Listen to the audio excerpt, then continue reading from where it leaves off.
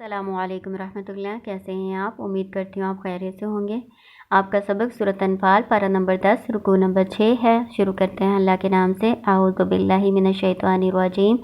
بسم اللہ الرحمن الرحیم۔ یا ایہا النبی قل لمن فی ایدیکم من الاسریٰ ان یعلم اللہ فی قلوبکم۔ یا ایہا النبی، اے نبی صلی اللہ علیہ وآلہ وسلم، قل کہہ دیجئے، لمن اس کو جو فی ایدیکم تمہارے ہاتھ میں ہے، من الاسریٰ قیدی، ان یعلم اللہ اگر جانے گا اللہ، یعنی اگر اللہ ظاہر کر دے گا وہ جو فی قلوبکم تمہارے دلوں میں ہے۔ اس سے پہلے آپ پڑھ چکے ہیں کہ قیدیوں کے بارے میں آپ صلی اللہ علیہ وآلہ وسلم کو اللہ تعالیٰ نے اختیار دیا تھا کہ ان کے ساتھ جون سا رویہ چاہے اختیار کر سکتے ہیں، تو آپ صلی اللہ علیہ وآلہ وسلم نے ان سے فدیہ لیا تھا، فدیہ لے کر ان کو چھوڑ دیا تھا۔ مال کسی سے مال لیا تھا، وہ کسی کے پاس مال نہیں تھا، تو آپ صلی اللہ علیہ وآلہ وسلم نے ان کا یہ فدیہ مقرر کیا کہ جو پڑھنا لکھنا جانتا ہے وہ 10 مسلمانوں کے بچوں کو پڑھنا لکھنا سکھا دے۔ یہ ہم پہلے بھی پڑھ چکے ہیں نا، اسلامیت کی بکس میں آپ نے پڑھا ہوگا۔ اس کے علاوہ کچھ لوگوں کو احسان کے طور پہ ایسے ہی چھوڑ دیا گیا تھا۔ تو اب اللہ تعالیٰ کہہ رہے ہیں کہ ان قیدیوں سے کہہ دیجئے جن سے فدیہ لیا گیا ہے، مال لیا گیا ہے، کہ اگر اللہ دیکھے گا نا کہ تمہارے دلوں میں کوئی بھلائی ہے تو پھر اللہ تعالیٰ تم سے جو لیا گیا اس سے بہتر تم کو لوٹا دے گا۔ ٹھیک ہے، ابھی ہم آگے پڑھ رہے ہیں، ابھی یہ آیت پوری نہیں ہوئی۔ خیرن کوئی بھلائی ہوتی کم وہ دے گا، خیرن بہتر، مما اسے جو اخیزہ لیا گیا منکم تم سے، ویغفر لکم اور وہ تم کو بخش دے گا، واللہ اور اللہ غفور الرحیم بہت بخشنے والا بہت رحم کرنے والا ہے۔ یہ اللہ تعالیٰ کہہ رہے ہیں کہ ان قیدیوں سے کہہ دیجئے جن سے فدیہ لیا گیا ہے نا، کہ جو تم سے مال لیا گیا ہے اس سے بہتر تمہیں مل جائے گا اگر اللہ تعالیٰ تمہارے اندر کوئی بھلائی دیکھے گا، کوئی خیر دیکھے گا۔ خیر سے مراد کیا ہے کہ اگر تم اسلام لے آئے، تم نے اسلام قبول کر لیا، اسلام لانے کی نیت اگر تمہارے دل میں ہے نا، تو تم اسلام لے آؤ گے تو اللہ تعالیٰ تمہیں اس سے زیادہ عطا کر دے گا جو تم سے لیا گیا فدیہ کے طور پہ۔ تو ایسے ہی ہوا تھا جب مکہ والے ایمان لے آئے تھے نا، تو جب غزوہ حنین ہوا اور کتنی مال غنیمت حاصل ہوئی مسلمانوں کو، تو وہ سارا مال غنیمت جو ہے نا انہی میں تقسیم کیا گیا تھا۔ وَإِن يُرِيدُوا خِيَانَتَكَ فَقَدْ خَانُوا اللَّهَ مِن قَبْلُ فَأَمْكَنَ مِنْهُمْ وَاللَّهُ عَلِيمٌ حَكِيمٌ۔ وَإِن يُرِيدُوا اور اگر وہ ارادہ کریں خِيَانَتَكَ تم سے، آپ سے اے محمد صلی اللہ علیہ وسلم خیانت کرنے کا، فَقَدْ خَانُوا اللَّهَ پس تحقیق انہوں نے خیانت کی اللہ سے، من قبل اس سے پہلے، فَأَمْكَنَ مِنْهُمْ پس اس نے دے دیا قبضے میں ان کو، یعنی مسلمانوں کے قبضے میں کافروں کو دے دیا۔ واللہ علیم حکیم اور اللہ تعالیٰ بہت علم والا بہت حکمت والا ہے۔ اللہ تعالیٰ کہہ رہے ہیں کہ اگر یہ ایمان نہ لائیں، آپ سے خیانت کریں، اب یہ تو اللہ تعالیٰ نے کہا نا کہ اگر ان میں کوئی بھلائی دیکھے گا تو ان کو دے دے گا اللہ تعالیٰ، لیکن اگر وہ خیانت کرنا چاہتے ہیں، یعنی نہیں آگے ایمان لاتے، دھوکہ دیتے ہیں، یا پھر زبان سے تو کہتے ہیں کہ ہم نے اسلام قبول کر لیا، زبان سے اظہار کر لیں، لیکن دھوکہ دینا ہو ان کا مقصد، انہوں نے دل سے ایمان قبول نہیں کیا، تو کہہ رہے ہیں اللہ تعالیٰ کہ اس سے پہلے وہ اللہ کے ساتھ بھی خیانت کر چکے ہیں۔ خیانت کیا کہ اللہ تعالیٰ کے ساتھ بھی کفر و شرک کر چکے ہیں۔ تو اگر وہ اس طرح سے کریں گے نا، تو پھر اللہ تعالیٰ کہہ رہے ہیں جس طرح ہم نے ان کو اب سزا دی ہے نا، ایسے پھر بھی ہم ان کو سزا دیں گے۔ اب کیا اللہ تعالیٰ نے ان کو سزا دی ہے؟ اب ان کافروں کو خیانت کی وجہ سے، جو انہوں نے اللہ تعالیٰ سے خیانت کی، کفر و شرک کرتے رہے، تو اللہ تعالیٰ نے مسلمانوں کے قبضے میں دے دی ہے نا ان کو۔ تو اللہ تعالیٰ کہہ رہے ہیں کہ اگر وہ اس طرح سے آپ کے ساتھ بھی خیانت کریں گے نا، تو اللہ تعالیٰ خوب اس کو جاننے والا، خوب حکمت والا ہے کہ ان کے ساتھ اب کیا کرنا ہے۔ ٹھیک ہے، آپ کو سمجھ آ رہی ہے نا؟ اللہ تعالیٰ کہہ رہے ہیں کہ اگر وہ آپ کے ساتھ خیانت کا ارادہ کرتے ہیں، یعنی زبان سے کہتے ہیں کہ ہم اسلام لے آئے ہیں لیکن دل سے اسلام نہیں لایا، آپ کو دھوکہ دینا چاہتے ہیں، تو آپ نہ پریشان ہونا، اس سے پہلے وہ اللہ سے بھی تو خیانت کر چکے ہیں نا، اللہ کے ساتھ بھی تو کفر و شرک کر چکے ہیں نا، تو اللہ تعالیٰ نے ان کو سزا دی ہے نا، ان کو پھر ان کافروں کو قبضے میں، مسلمانوں کے قبضے میں دیا ہے نا، تو اسی طرح اللہ تعالیٰ ان کو پھر سزا دیں گے۔ اللہ تعالیٰ سب کچھ جانتے ہیں اور خود حکمت والے ہیں۔ ٹھیک ہے نا؟ ان الذين آمنوا وهاجروا وجاهدوا بأموالهم وأنفسهم في سبيل الله والذين آووا ونصروا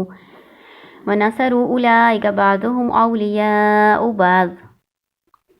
ان الذين آمنوا بے شک وہ لوگ جو ایمان لائے، وہاجروا ہجرت کی، وجاہدوا اور جہاد کیا، باموالہم اپنے مالوں کے ساتھ، وانفسہم اور اپنی جانوں کے ساتھ فی سبیل اللہ اللہ کے راستے میں، والذین آووا ونصروا اور وہ لوگ جنہوں نے پناہ دی اور مدد کی، اولئک بعضهم اولیاء بعض، یہی وہ لوگ ہیں بعض ان کے دوست ہیں بعض کے۔ اللہ تعالیٰ یہاں پہ مہاجرین اور انصار کی تعریف فرما رہے ہیں کہ یہ لوگ آپس میں ایک دوسرے کی دوستی رکھنے کے لائق ہیں، ٹھیک ہے نا۔ وہ مہاجر جنہوں نے اللہ کے راستے میں اپنے مال سے جہاد کیا، اپنی جانوں کے ساتھ جہاد کیا اور ہجرت کی اللہ کے راستے میں، اور وہ لوگ جنہوں نے آنے والے مہاجرین کو پناہ دی اپنے شہر میں، اپنے مدینہ میں، اور ان کی مدد بھی کی۔ آپ کو پتہ ہی ہے کہ آپ صلی اللہ علیہ وسلم نے ایک ایک مہاجر کو ایک ایک انصار کا بھائی بنا دیا تھا، تو وہ ان کو اپنے بھائی کے ساتھ بھائی کی طرح ہی تصور کرتے تھے، اللہ حتیٰ کہ وراثت میں بھی شامل کرتے تھے۔ والذین آمنوا ولم یہاجروا ما لکم من ولایتہم من شیء حتی یہاجروا۔ والذین آمنوا اور وہ لوگ جو ایمان لائے، ولم یہاجروا نہیں انہوں نے ہجرت کی، ما لکم نہیں تمہارے لیے، من ولایتہم ان کی دوستی، من شیء کچھ بھی، حتی یہاجروا یہاں تک کہ وہ ہجرت کریں۔ اللہ تعالیٰ کہہ رہے ہیں وہ لوگ جو ایمان تو لے آئے لیکن اللہ کے راستے میں ہجرت نہیں کی، اس وقت ہجرت کرنا فرض تھا نا،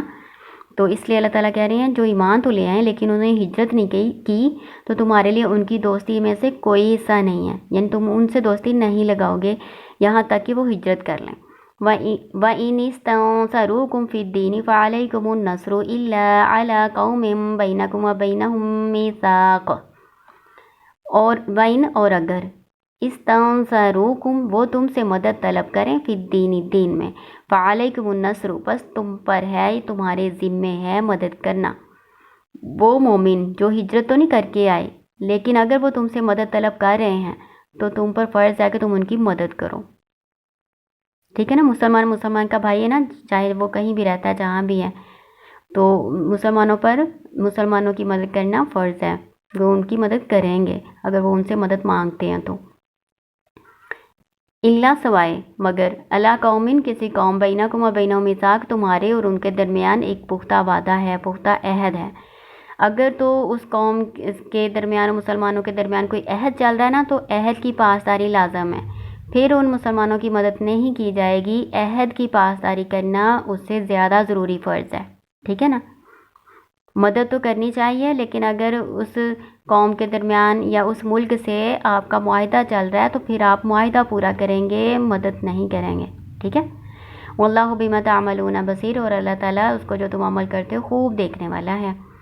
والذین کفروا بعضهم اولیاء بعض اور وہ جنہوں نے کفر کیا بعض ان کے دوست ہیں بعض کے، یعنی کافر آپس میں ایک دوسرے کے دوست ہیں۔ الا تفعلوه تکن فتنۃ فی الارض وفساد کبیر، اگر نہ تم یہ کرو گے تکن ہوگا فتنہ فی الارض زمین میں، فساد کبیر اور فساد بڑا۔ اگر تم وعدوں کو پورا نہیں کرو گے، عہد کو پورا نہیں نہ کرو گے تو پھر زمین میں بہت فتنہ اور فساد برپا ہو جائے گا، تو عہد ضرور پورا کرنا۔ والذین آمنوا وہاجروا وجاہدوا فی سبیل اللہ والذین آووا ونصروا اولئک هم المؤمنون حقا۔ والذین آمنوا وہاجروا اور وہ لوگ جو ایمان لائے و ہجرت کی، وجاہدوا جہاد کیا، فی سبیل اللہ اللہ کے راستے میں، والذین آووا ونصروا اور وہ لوگ جنہوں نے پناہ دی اور مدد کی، اولئک یہی وہ لوگ ہیں، هم المؤمنون حقا وہی جو مومن ہے حقیقی، جو سچے مومن ہیں۔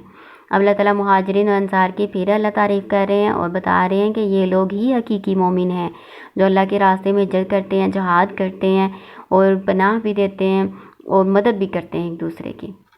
لہم ان کے لیے ہے مغفرت و رزق کریم اور عزت والا رزق، عمدہ بھی، کریم کا مطلب عمدہ بھی ہوتا ہے اور عزت والا بھی ہوتا ہے۔ والذین آمنوا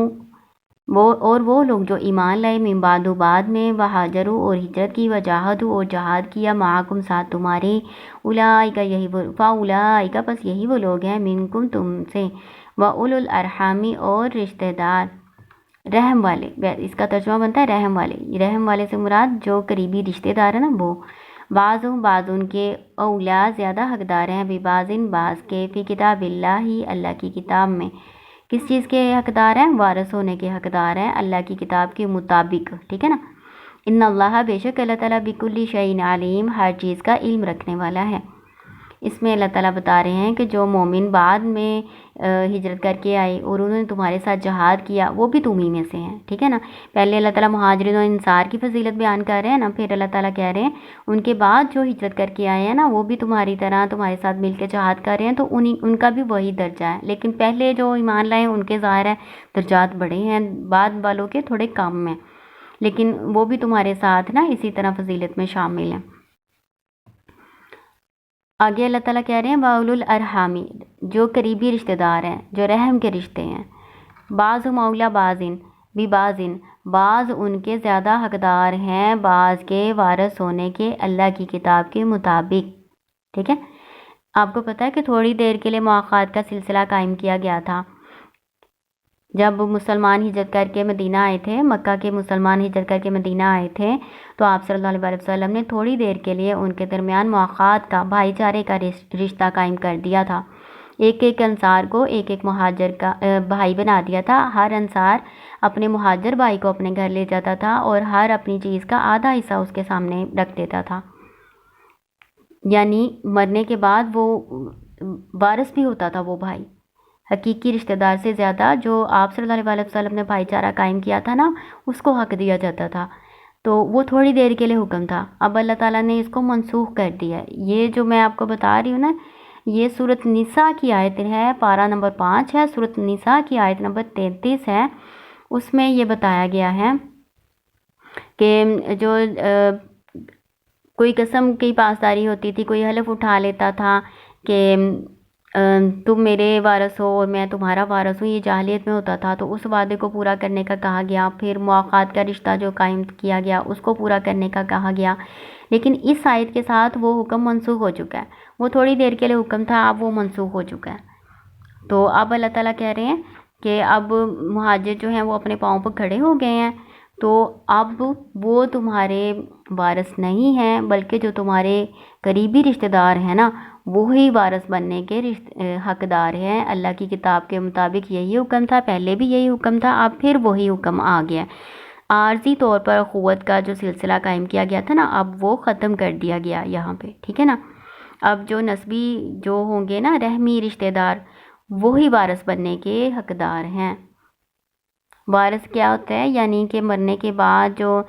ترکہ چھوڑ کے جائیں گے نا وہ اب وہ مواخات والے بھائی نہیں لیں گے، ٹھیک ہے نا، یا پھر جس نے حلف یا قسم اٹھایا ہوا ہے وہ والے دوست رشتہ دار وہ نہیں لیں گے، اب وہ جو قریبی رشتہ دار ہے نا رحمی رشتہ دار وہ لیں گے، جیسے اللہ تعالیٰ نے یہ رشتہ داروں کے حقوق مقرر کر دی ہیں نا، حصے مقرر کر دی ہیں، بیوی کا اتنا حصہ ہے، ماں کا اتنا، باپ کا اتنا، آپ پڑھ چکے ہو، بیٹے کا اتنا، بیٹی کا اتنا، بھائی کا، بہن کا، کلالہ کے مسائل آپ سارے پڑھ چکے ہیں، اب پھر وہی حکم دوبارہ لوٹ کے آ گیا ہے، ٹھیک ہے نا۔ تھوڑی دیر کے لیے مواخات کا سلسلہ قائم کیا گیا تھا، اب وہ ختم ہو چکا، اب جو قریبی رشتہ دار ہیں نا وہی وارث ہوں گے، اور وارثوں کو کیسے تقسیم کیا جائے گا ترکہ، جیسے اللہ تعالیٰ نے بتا دیا ہے، حصے اللہ تعالیٰ نے خود ہی مقرر کر دی ہیں، ٹھیک ہے نا، اس حساب سے ہی تقسیم کیا جائے گا۔ اب بھائیوں کو جو منہ بولے بھائی ہیں نا ان کو نہیں دیا جائے گا کچھ بھی، ٹھیک ہے نا، آپ کو یہ کلیئر ہو گیا نا۔ یہ آیت کس کو منسوخ کرتی ہے؟ سورۃ نساء پارہ نمبر 5 آیت نمبر 33، ٹھیک ہے، اس آیت کو یہ والی آیت منسوخ کرتی ہے، یہ ناسخ ہے اور وہ والی منسوخ ہے، ٹھیک ہے، آپ نے اچھی طرح سے اس کو سمجھ لینا ہے، یہ ناسخ ہے، اس آیت نے سورۃ نساء کی آیت نمبر 33 پارہ نمبر 5 آیت نمبر 33 کو منسوخ کیا ہے، جس میں مواخات کے سلسلے کا بیان کیا ہوا ہے، ٹھیک ہے۔ السلام علیکم ورحمۃ اللہ۔